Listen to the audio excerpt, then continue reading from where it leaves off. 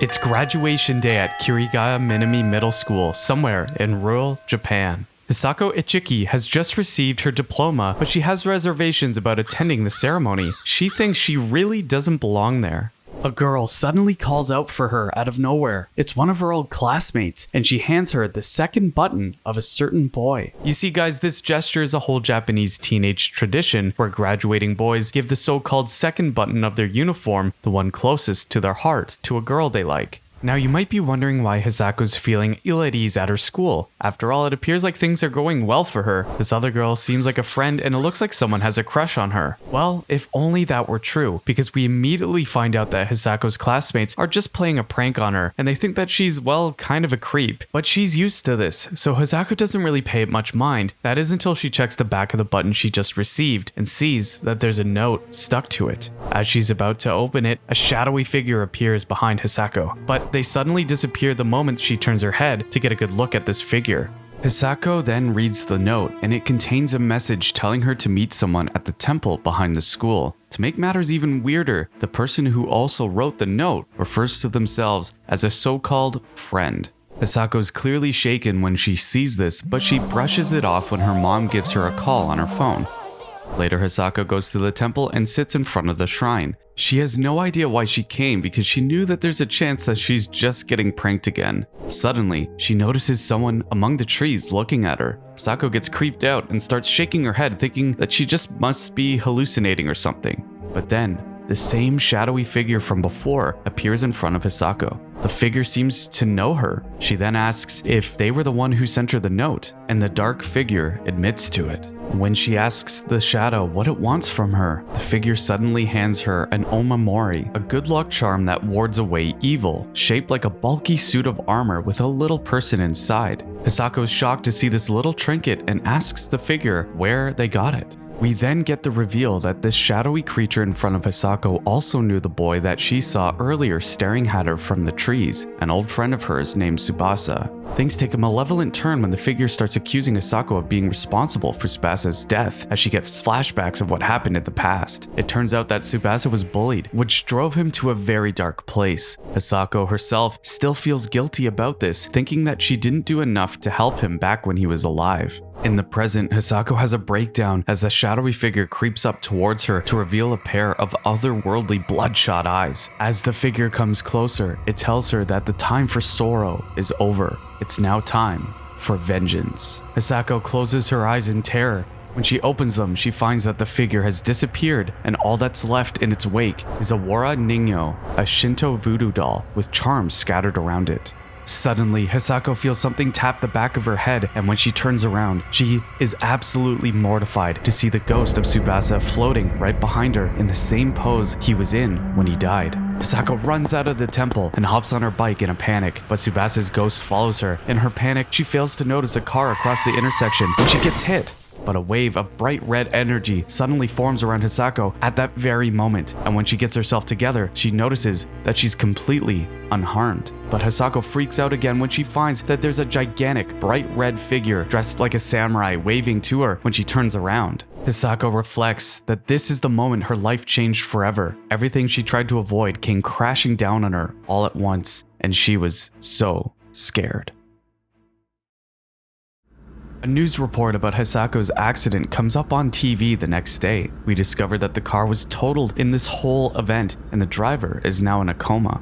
Meanwhile, the poor teenage girl is clearly traumatized as she sits in bed and tells herself that it's all her fault, over and over again. Hisako then stares at the charm the shadowy figure gave her and decides to get to the bottom of things. So she heads out and goes back to the temple behind her school. She then offers up a bouquet of flowers at the spot implied to be where Tsubasa died, but the otherwise solemn moment is interrupted when the dark creature appears in front of Hisako again. She then decides to confront it and asks the creature what it really wants from her, to which the figure, representing all the guilt that she feels, answers that it wants to help her work through her trauma and threatens to tear her out of her shell. The figure then shoots her with black, goo-like projectiles, but the giant, bright red samurai from before suddenly reappears around Hisako to protect her. The figure continues to barrage her with the black goo as Hisako Hisako tries to convince herself that this is just all a bad dream. With her eyes closed, she doesn't see that the big red samurai around her has grabbed the figure and crushed it with its bare hands. Before the creature dies though, it tells Hisako that it cursed her and that there's nothing she can do about that now. This makes Hisako lash out and throw the amamori at it, but she's surprised to find out that both the red giant samurai and the creature are gone when she takes a look at her surroundings. But the creep show isn't over because Tsubasa's ghost appears right in front of her again. This time the boy tells her something ominous, that it's too late.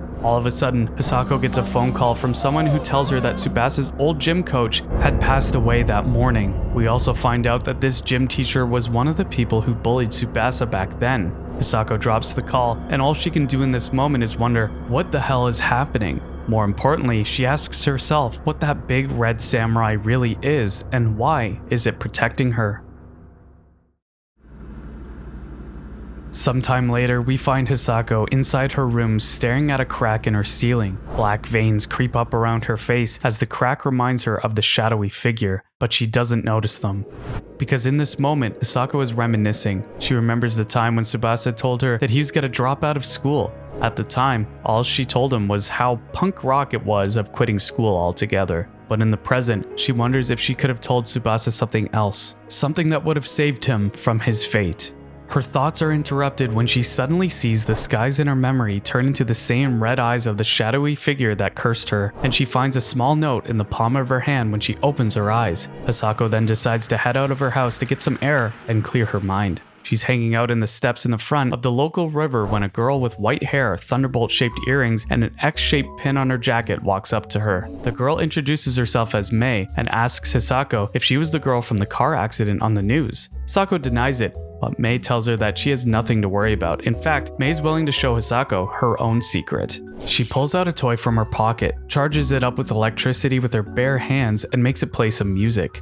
Hisako thinks Mei is weird, but just the right kind of weird to probably keep her sane. So Hisako shows Mei the note that she got in her room earlier and invites the girl to come with her. We find out that this time, whoever sent the note wants Hisako to go to her old school's science lab. Mei agrees and they head over there. She asks her new friend if the note has something to do with the car crash, and Hisako basically tells Mei everything that happened up to this point. She apologizes to Mei for roping her into this, but the girl doesn't mind. She's actually kind of excited about this whole adventure. Mei suddenly steps on a wet stuffed toy on their way to the science lab, and to make matters worse, a security guard catches them in the hallway. Then, they all suddenly hear dripping sounds coming from inside the science room. When they open the door, Hisako finds that the shadowy figure is inside, along with what looks like 3 stuffed toys hanging from the ceiling with black goo dripping from them. The dark creature tells Hisako that the 3 bullies who used to harass Tsubasa will never bother anyone else again.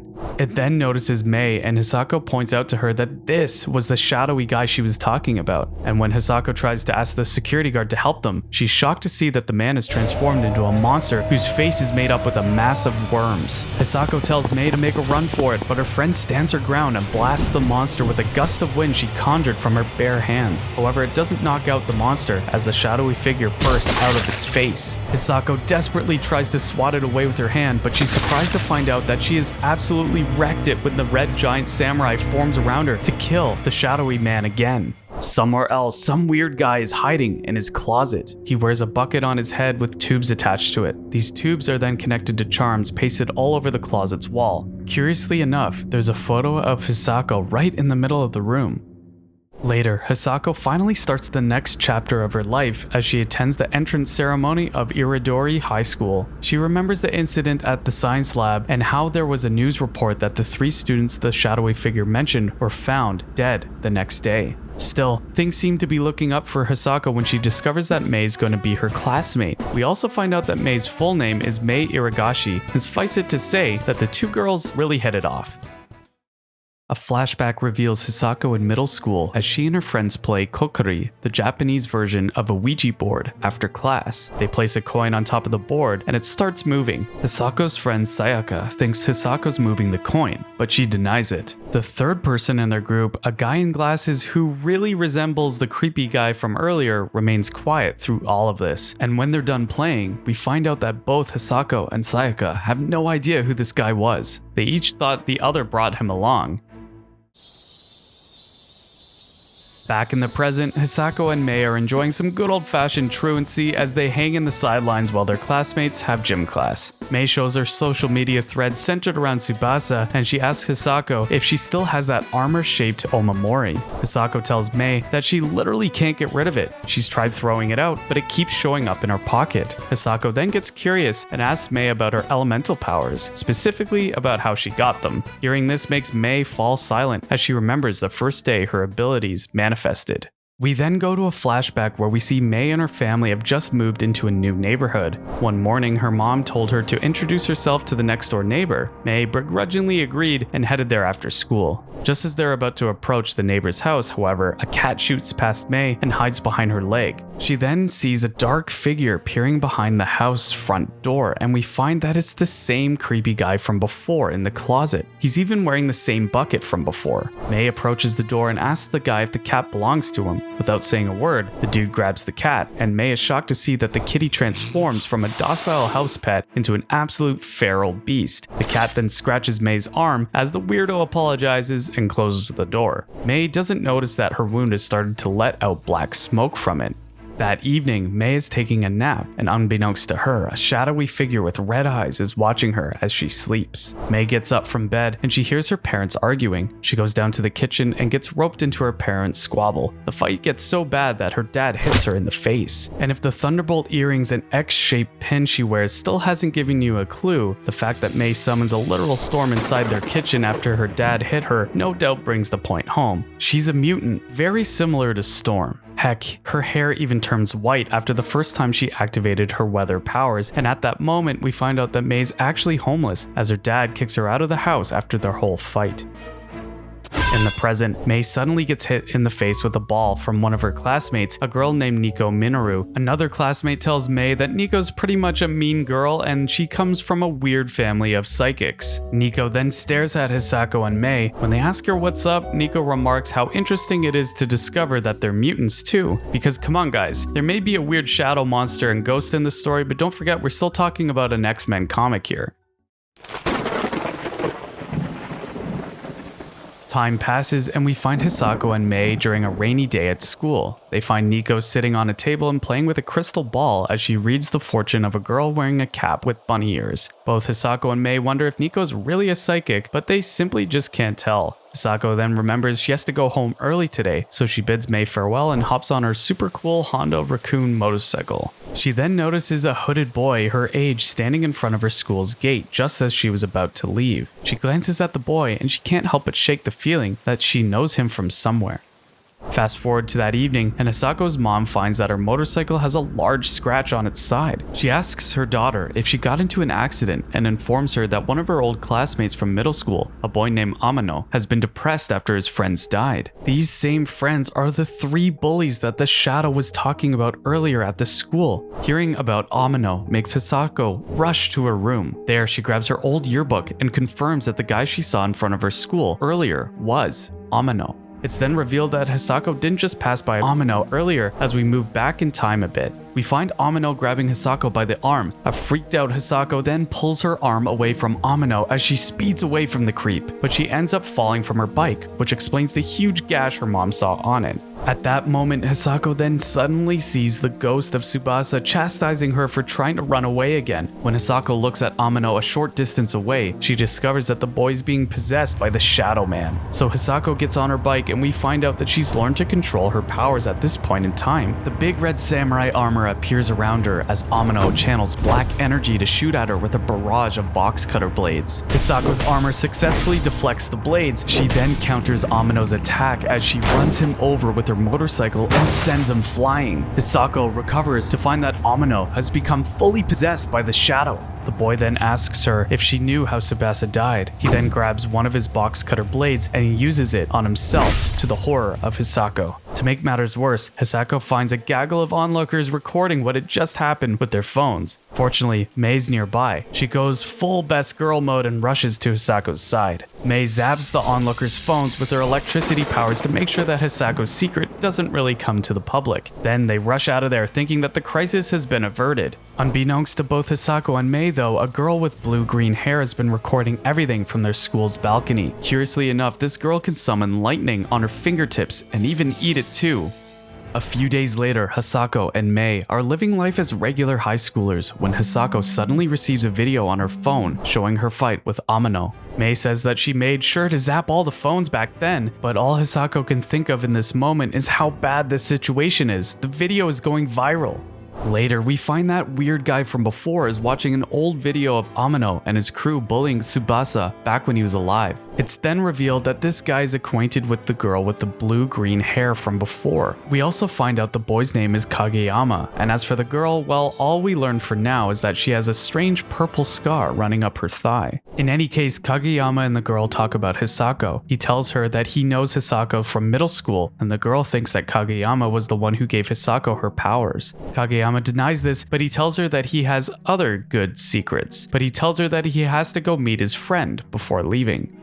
Somewhere else, Hisako talks to Mei about how she believes that the shadowy figure has been stalking her and digging through her past. She then gets shocked to see the shadow man speaking through Mei before fully transforming into a grotesque black creature. The shadow creature tells Hisako that it wants to be friends with her, that they can control the world together because they are superior. But Hisako snaps out of it when Mei nudges her in the real world and we discover that they're with Nico. It turns out that Hisako has asked Nico to use her psychic abilities to learn more about the shadow figure. To do this, Hisako hands Nico the amamori that the creature gave to her. Nico then prepares her tools and sets the charm on a piece of cloth. She inspects it with her magnifying glass and notices that it smells of blood. Upon further inspection, Nico discovers that there's a symbol carved inside the amamori, a spiral with the letter X over it. Suddenly, the charm starts to take root on the piece of cloth. Nico tries to look at it with her magnifying glass, but it shatters and a shard of glass slices her cheek. The charm then spurts out black goo, while somewhere else, Kageyama remarks inside his closet that he needs to get to know Hisako some more. Back inside Hisako's room, a shadow creature starts climbing out of the charm. Nico smashes it with her book, but it doesn't do anything to stop the creature. She then points her broken magnifying glass in front of it. At that moment, Nico's magnifying glass turns into a magic staff and blasts away the shadow monster with energy. Mei and Hisako are surprised to discover that Nico has this secret power in her arsenal, but she's just as surprised as her friends about this. With the creature gone, Nico surmises that her magic staff manifested after she inadvertently formed a blood pact with it when the shard of glass nicked her cheek.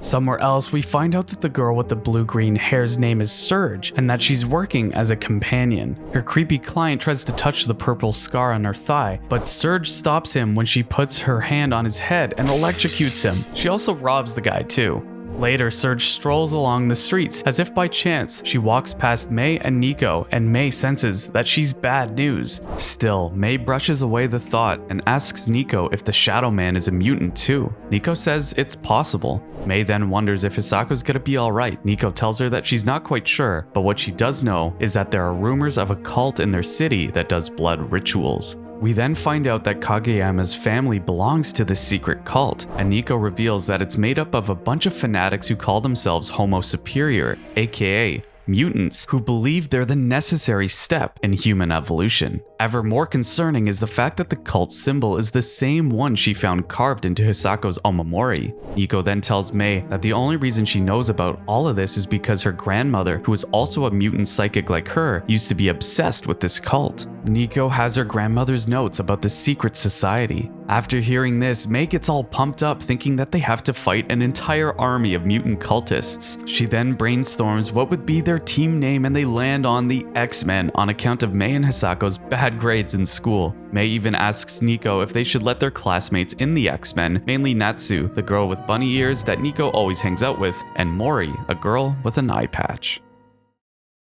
The next day, we find Hisako, Mei, and Nico hanging out at the local park while Mori and Natsu play some hoops. Nico shows Mei and Hisako her grandmother's old notebook containing all her research on the cult. According to Nico, her grandmother was able to collect a treasure trove of information about this secret society, but she wasn't able to find concrete proof that they ever existed. Nico then points to a symbol on the journal and points out to Hisako that it's the same one that can be found on the omamori that Tsubasa handed to her. Mei then then presses Nico to tell them more about this elusive cult, whether they're involved in other shady dealings like blood sacrifices and whatnot, but the young sorceress doesn't really give her an answer. But for some context, guys, you'll find out the translations of the journal in this issue's glossary. And May's actually right, because there are sections in it where Nico's grandmother mentions weird stuff like ritual sacrifices and symbols of an ancient civilization. At that moment, Mori finishes playing basketball with Natsu and sits beside her friends. Nico asks Mori if she recognizes the symbol on her grandmother's notebook. And surprisingly enough, Mori actually says yes and even gives a name for it. It's the symbol of the children of the atom. Suddenly, Mori starts to feel at ease when Natsu approaches the group and asks them why they're inquiring about this secret religion.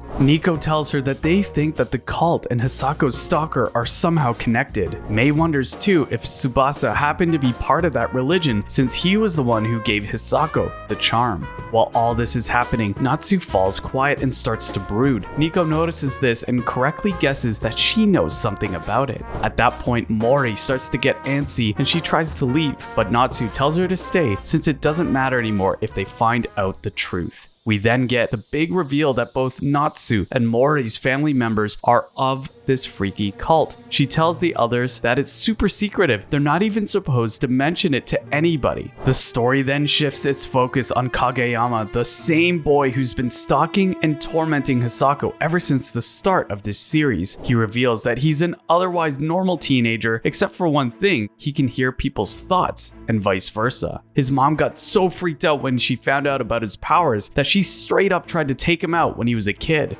but then eventually came across the children of the atom, and according to Kageyama, the cult saved him and his mom. Kageyama continues to reminisce about his origins while he draws the cult symbol on a doll before stabbing it with a pen. He remembers how the organization welcomed them with open arms and dubbed Kageyama as someone superior. It was the children of the atom who actually taught him how to properly control his abilities. All the while, it indoctrinated him and his mother using the cult's own holy book, the Testament of X. By the time Kageyama fully mastered his abilities, not only was he able to send and receive telepathic messages, he was now able to project images to his targets and make them see what he wanted them to see. But most importantly, Kageyama believes that the children of the atom taught him how to suppress his own insanity. Becoming a part of the cult allowed him and his family to have a semblance of normalcy. However, as Kageyama tells us, his world got turned upside down when he met Hisako. Back at the playground, a large gust of wind blows past Hisako and her friends. They then see a shadowy figure resembling Kageyama's silhouette when they turn around to see where the wind came from. Natsu recognizes Kageyama and tells her friends to be careful since he has the power to create shadows and visions to mess with your head. But Nico, Mei, and Hisako don't listen. Instead, they get ready for a fight. Kageyama shoots a web of shadows towards their group and Hisako rushes to meet it head on. At this point, she's had enough of Kageyama and his tricks, so she literally grabs his projectiles when she berates him for being a wuss hiding in the shadows. Back at Kageyama's home, he starts to freak out and have a meltdown. He's become so obsessed with Hisako that he can't accept the fact that she's not the girl he envisioned her to be. In fact, our boy is so far off the deep end that he even refers to her as my Hisako. So yeah, he's one creepy dude. Meanwhile, Mei and the others are worried about their friend, but Nico tells them to stand back and let her cook. Because as far as we can see, Hisako is handling herself well in this encounter. She's gained a confidence boost as she tells Kageyama that he can't hide in the shadows anymore. At that moment, Hisako tugs on the shadows so hard that it reveals Kageyama in his normal human form. He then asks Hisako if she remembers him, to which she says that she doesn't. Hearing this embarrasses Kageyama so badly that he starts literally melting in front of her. Hisako makes a run for it and tells Nico to do her thing, so the sorceress uses her staff to absorb the shadow until only Kageyama's glasses remain. In the aftermath, Hisako hops on her bike and tells her friends that there was something different about Kageyama this time. Mei tells her friend how awesome she was, to which Hisako replies that that was the first time she ever felt powerful, and she owes it all to the power of friendship. We then find Kageyama in immense pain inside his room, while his mom tells him that they should meet someone only known as Maester. Shortly after, we find Kageyama inside the Children of the Atom's inner chambers, wearing a cap with a mess of tubes attached to it. Maester says that what Kageyama is experiencing right now is natural. He's a teenager after all. It's the hormones. More interestingly, Maester says that Kageyama isn't like the rest of their cult's members. According to him, the boy is one of the chosen, a true Homo superior. And in the closing scene of the story, we see an unconscious Kageyama surrounded by medical personnel. Most striking of all is that there's also a scruffy, unconscious man bound on an X-shaped crucifix inside the same room.